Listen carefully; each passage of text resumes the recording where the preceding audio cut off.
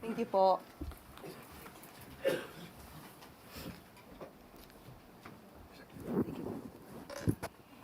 At maaari na po akong tumanggap ng inyong mga katanungan. Unang tanong mula kay Tristan Nadalo, Newswatch Plus. Hi, Yusek. Good afternoon. Yusek, Palace has released its initial reaction on the alleged impeachment complaint against President Bongbong Marcos. Siguro po, has he been made aware of these moves, and how ready is he to face claims of betrayal of public trust kung umabot man po sa impeachment complaint talaga? Wala pa nga yung complaint, paano makakapag-ready ang Pangulo? Babasahin muna kung meron mang complaint. At di umano, ito yung nakita na rin natin sa balita, na di umano na may lumapit sa isang mambabatas na mga supporters ng isang politician. So, at mukhang sila ay mga miyembro ng DDS. Okay? So, sa mga supporters po ng Vice Presidente na nagnanais po na magsampa ng impeachment complaint, mas maganda po siguro bago magturo at tumingin sa iba, tulungan muna nila ang idolo nila. Una-una dahil ang usapin dito, ang impeachment complaint ay hindi ito pang media lamang. Hindi ito panakot lamang.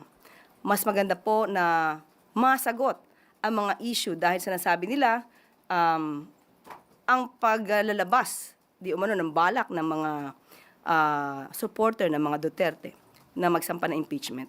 Sinasabi ng iba, ito para makaiwas di umano ang Vice Presidente sa mga isyung paglustay at mga di umanong pagtanggap ng pondo, milyong-milyong pondo mula sa mga drug lords. So mas magandang masagot po yan. At ang Pangulo naman, handa naman po sa lahat ng pagkakataon dahil siya po ay gumagalang sa konstitusyon, gumagalang po siya sa proseso. Pero kung pag-uusapan po natin ay breach of public trust, dahil nabanggit ito tungkol sa di umanong pagpirma sa GAA. Ang Pangulo po, unang-una, hindi po siya nagnakaw ng pera. Pangalawa, siya po ang nagpapaimbestiga sa mga maaanumalyang flood control projects at maaaring naging sanhi ng korupsyon. Pangatlo, wala po siyang Mary Grace Piatos. Follow-up lang po. So sa mata po ng palasyo, si Vice President Sara Duterte o ang Duterte family ang nasa likod ng mga usap-usapan para ipa-impeach si Pangulong Marcos? Yan po ang inamin ng isang mambabatas. So sa kanya po galing yung sinasabing DDS po or Duterte supporter ang nais maghain ng impeachment complaint laban sa Pangulo. Follow-up mula kay Maricel Halili, TV5. Magandang umaga po, Yusek. Although your statement is clear, I wonder how confident is the President or Malacanang when it comes po doon sa support ng mga members ng Congress, because we all know this is a numbers game. Sa ngayon, tiwala pa rin po ang Pangulo na meron pong pagtitiwala rin sa kanya ang mga mambabatas dahil hindi naman po gumagawa ng kamalian ng Pangulo. Siya pa nga po ang pumortekta, lalong-lalo na ng 2025 budget dahil bago po ma-release ang pondo, kailangan po may conditional implementation at yung tinatawag natin for late release na maraming umalma at ang sinabi pa ito ay first lady reject. So, pinangalagaan po ng Pangulo ang ating pondo. Kaya sa mga matitino din po at maayos na mga mababatas, alam po natin kung saan sila gagawin.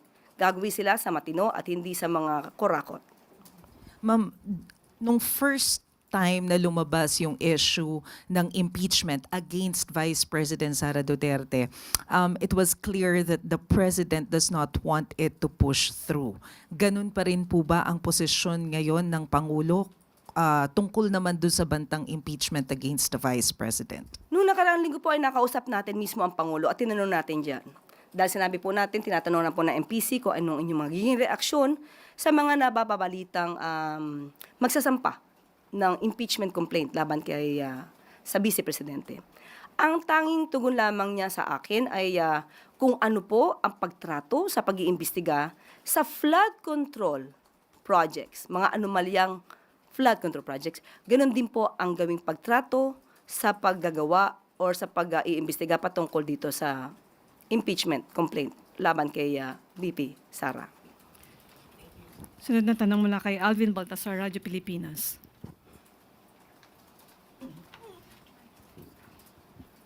Yusek, good morning. Yusek, may post si Mr. Montulfo doon sa kanyang Facebook page. At ang sinasabi, nakikipag-ugnayan umano yung BGC Boys kay VP Sara. At umaasa daw ang tatlo na ma-acquit ang Vice President sa ikinakasang impeachment. And kapag nanalong presidente, bibigyan daw sila ng executive clemency. Ano pong reaction niyo doon sa FB post ni Mr. Tulfo? Wala po kasi tayong personal na kaalaman sa kanyang nabanggit. Hindi natin kilala yung Tweety Bird ni Mr. Ramon Tulfo. Pero kung ito'y may katotohanan, sana man lang ay itong mga witnesses na maaari talagang mayroong alam sa katotohanan, huwag silang magpabudol. Dahil mayroong mga nakaraan na umaako, di umano, sa maaari maging kasalanan ng mga kapulisan, pero yung mga kapulisan, ang miyembro ng kapulisan, ang siya nakukulong.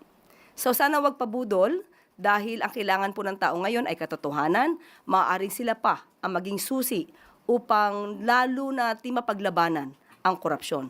At kung sila may makakatulong sa bansa, maaari naman sila maging state witness, depende po sa kanilang qualification. So wag lamang pong pabudol dahil kailangan po sila ng bansa.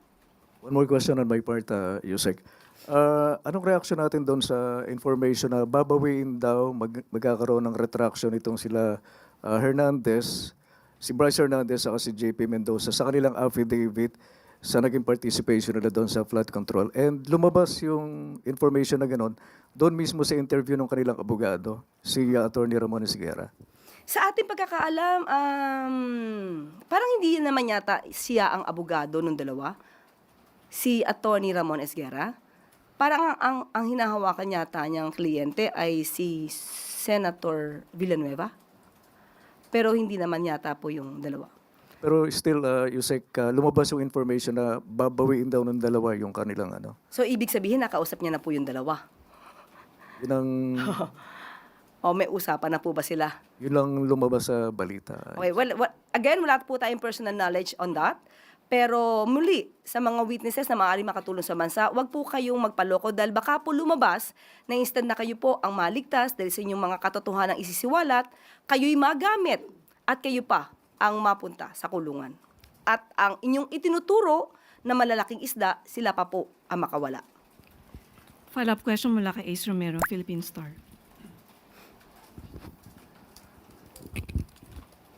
Yusek, may I just go back to your statement quoting the President about the impeachment kay VP Sara. Kung ano man ang pagtrato sa pag-imbestiga sa flood control projects, ganun din ang pagtrato sa pag-imbestiga sa impeachment complaint. May we get an elaboration on that? Ibig sabihin, managot ang dapat managot.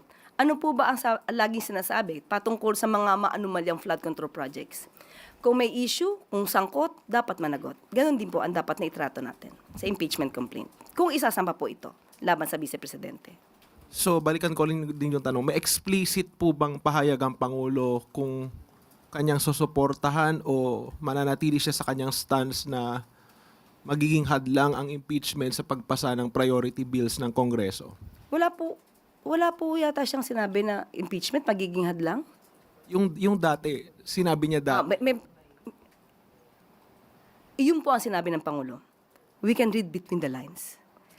Dapat nating itrato ang impeachment complaint kung maisasampa, katulad ng pantrato sa masinsinan at malawakang pag-iimbestiga sa maanumalyang flood control projects. So it's accurate to say that the President will not stop the filing of another impeachment against the Vice President? Igagalang niya po ang proseso. Kung ang prosesong yan ay dapat masampa ayon sa mga ebidensya, igagalang po ng Pangulo ang proseso. Salamat po. Kat Domingo, ABS-CBN. Yusek, can we get an update dun po sa whereabouts ni Zaldico and Harry Roque? Bakit po natatagalan tila yung pag-trace considering na medyo ilang months na rin po silang hinahanap and na-cancel yung passports pareho? Itatanong ko po yan sa DOJ at saka sa DILG. Sa ngayon po ay hindi po tayo nakahingi ng update dahil hindi po siya ngayon nabibigyan ng tamang pagtugon dahil marami rin pong mga issues na dapat tugunan. Pero sa ngayon po, at since ito po ay nai-open nyo, malamang po after this, ako po ay magtatanong at maghihingi ng update sa kanila. Yusek, nag-circulate po yung photo ni Harry Roque and Philippine Ambassador to Austria, Luli Arroyo. But it appears na 2023 pa, it seems, yung photo na yon. Did we get an update from our, or what updates did our ambassadors or consular offices in Europe provide, what updates did they provide to the national government in terms of the whereabouts of either Harry Roque or Zaldico? Patungkol po doon sa larawang nagsisirculate, patungkol po kay Harry Roque at kay Ambassador Luli Arroyo Bernas. Naalarma rin po ako, personal na naalarma ako.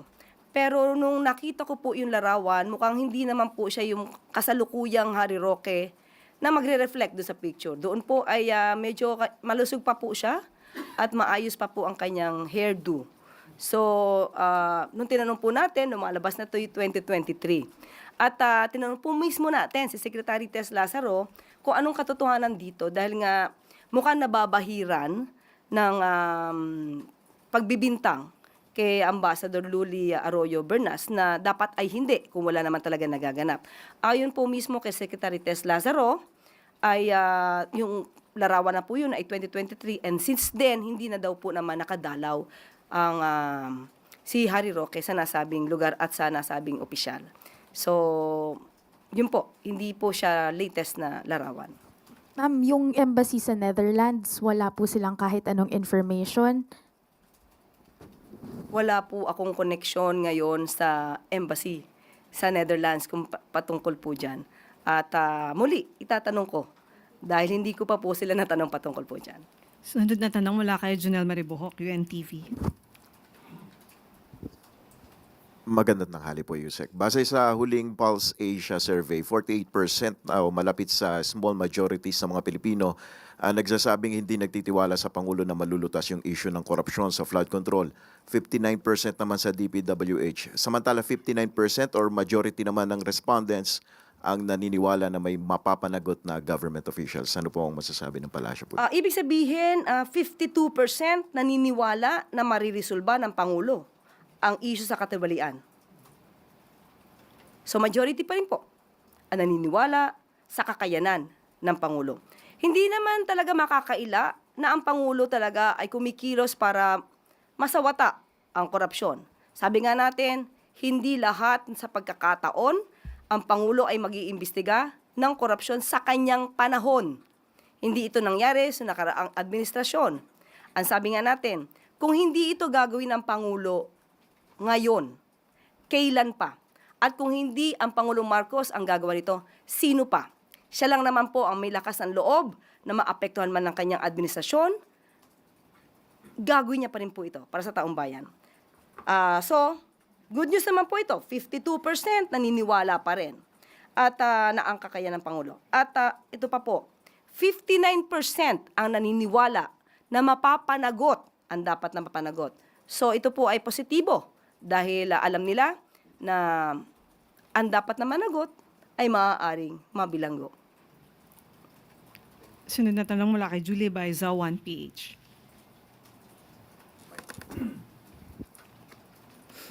Hello, Yusek. Colonel Mongao voluntary turned himself po last Friday. Sinabi niyo po before na the President is closely monitoring yung developments. Ano na po yung next action or susunod na hakbang ng palasyo after po niyang isuko yung sarili niya? Ang Pangulo lang po, hahayaan na lang po niya ang otoridad, ang tamang ahensya, na siyang kumilos kung ano nararapat dito. Muli, due process, rule of law, ang paiiralin po ng Pangulo dito. Inaasa na lang po ba natin kung ano yung magiging resulta ng investigasyon ng military po? Kasi nasabi nga niya na the President lost his moral ascendancy to be the Commander-in-Chief. Wala po bang other action or ipupush na sanctions yung palas? Hahayaan po natin ang tamang ahensya kung magpapataw sila ng mga penalties or sanctions laban dito kay Colonel Mongao. Ivan Mayrina, GMA7. Balikan ko lang po yung impeachment against the Vice President. Ang sinasabi po ng presidente ngayon ay managot ang dapat managot, as you said. I think we can safely say na ito po ay departure from his statement during the first impeachment complaint na sinabi niya hindi ito makakatulong sa ordinaryong Pilipino. Yan po ang posisyon na dati and he expressed opposition to the impeachment process. But it went on anyway dahil nga po proseso daw yon. What changed, ma'am, between the first impeachment complaint and the possible refiling of that same complaint? Kung ang Pangulo po ngayon ay nagsasabi na ang lahat ng sangkot ay dapat managot, wala naman po sigurong exemption. Kung may mga pagkakasala na gawa, dapat din po managot. Lahat dapat managot. Pero nung una po kasi sinasabi niya, hindi yan makakatulong sa ordinaryong Pilipino. Hindi pa siguro nakikita kung gaano kalawak ang maaaring naging issue noon. Salamat. Huling tanong mula kay Ana Bajo, GMA News Online. Hi ma'am. Ma'am, hingi lang po sana kami ng update kung nakaalis na po ba si Presidente papuntang Abu Dhabi. Hindi pa po. Kailan ma'am yung? Ano po yung? Sabihin ko po mamaya. Pero tuloy ma'am, tuloy. Today. Tuloy. Tuloy. Tuloy. Tuloy. At ibibigay naman po namin sa inyo ang update kapag ka po ang Pangulo po ay lumipad na patungong Abu Dhabi. Pahabol na tanong po mula kay Tuesday New. Habol Easy lang, daw. ma'am. Bakit po walang coverage yung departure niya for UAE? Hindi siya open for coverage? Walang kasamang media. Yes, Hindi rin ma'am, po ako pero- kasama. Opo, pero usually, ma'am, kasi pang nag-abroad siya, kahit yung departure lang niya, kino-cover, pinapakover nila. But wala po ngayon. Hindi ko rin po, so ipagpaumanhin, hindi ko po na itanong. Ibinigay lang po sa amin ang detalye kung ano kanyang gagawin sa Abu Dhabi at magpipirma nga po ng mga mahahalagang agreements pati memorandum of understanding. At mamaya malamang po kapag ito po ay nabigyan ako ng impormasyon tungkol dyan, maaari ko pong i-share sa inyo maya-maya lamang po. Padagdag na lang din po, ma'am, kung sino yung kanyang itatalagang Ay, caretaker. opo. Si E.S. Ralph Recto, Secretary of DAR, Conrado Estrella, and Secretary ng DSWD. Apo. Balik sa iyo, Yusek Claire. Sa serbisyo caravan sa United Arab Emirates, pinangungunahan ni First Lady Liza Araneta Marcos, kasama sina DMW Secretary Hans Leo Kakdak at OWA Administrator Patricia Kaunan. Pinangunahan ni Unang Ginang Maria Luis Araneta Marcos ang pagbubukas ng Leg 3 ng Bagong Bayani ng Mundo, OFW Serbisyo Caravan nitong nakaraang Sabado, January 10, sa Conrad Hotel sa Dubai. Ang nasabing caravan ay alinsunod sa direktiba ni Pangulong Ferdinand R. Marcos Jr. na ilapit ang mas mabilis, maayos at makataong serbisyo sa ating mga kababayang OFW na nasa UAE. Ayon kay Migrant Worker Secretary Hans Kakdak, ang serbisyo caravan ay higit pa sa pagproseso ng mga dokumento. Ito'y pagpaparamdam ng kalinga ng pamahalaan at pagsusulong ng kalusugan at kapakanan ng mga migranteng manggagawa. Mahigit 100 pasyenteng OFW ang naserbisyuhan sa serbisyo caravan kabilang ang mga pasyenteng lumalaban sa cancer. Sanib puwersa ang DMW Action Fund, OWA eCares, SSS upang maghatid ng tulong medikal at disability benefits. Katuwang din sa paghahatid ng serbisyong medikal sa ating mga bagong bayani, ang Lab for All ni First Lady Liza Araneta Marcos at Presidential Action Center. Naghatid din ang e-government services, ang DICT serbisyo, caravan gaya ng OFW para sa eGovPH app, online employment contract verification, at Kumusta Kabayan app. Kabilang ang mga ito sa ongoing digital transformation efforts ng pamahalaan upang maghatid ng mas mabilis at epektibong suporta sa ating mga kababayan saan mang man na panig ng mundo sila naroroon. Bukod sa pagdalo sa pagbubukas ng caravan, nakipagpulong din si First Lady Liza Araneta Marcos sa UAE Business Council kasama ang Filipino community leaders nitong January 11 upang patatagin pa ang ugnayan ng ating mga kababayan sa gitnang silangan. Isa sa mga layunin ng unang ginang ay pagyamanin ang relasyon sa pagitan ng mga Pilipino at private sector partners para alagaan ang kapakanan ng mga OFW sa UAE at paramihin pa ang long-term opportunities para sa mga ito. Pinangunahan din ng unang ginang ang isang meet and greet dialogue kasama ang Filipino community at UAE Business Council sa nasabing kaganapan. Ayon kay Marwan Almari, Direktor ng ASEAN Region of Dubai Chamber International, malakas ang hangarin ng kanilang bansa na palaguin pa ang relasyon nito sa Pilipinas sa larangan man ng negosyo o trabaho. Dahil sa bagong Pilipinas, ang bawat OFW ay may dignidad, proteksyon at kinabukasan mula sa isang pamahalaang maaasahan.